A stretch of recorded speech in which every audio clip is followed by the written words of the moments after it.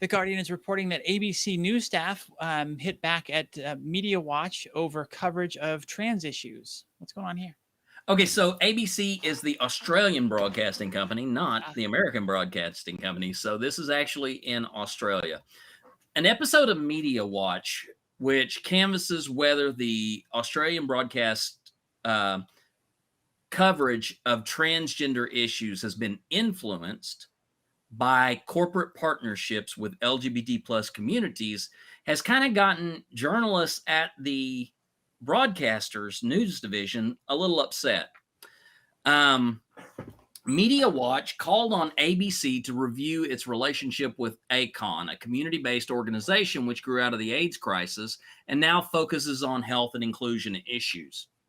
The problem here, this Media Watch host says, is a media group partnering with and being rewarded by a lobby group, and how that can lead to perceptions of bias in coverage or to bias itself.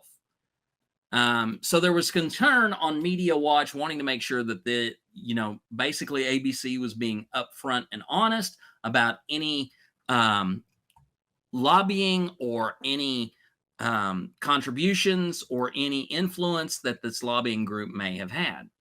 ABC is, kind of in a place where it is in a bit of a conflict of interest when it comes to, examining itself with regard to this. They participate in ACON's Australian Workplace Equality Index, which measures the impact of inclusion in organizations. The ABC said it won 3 inclusion awards and retained the title of Gold Employer for the second consecutive year.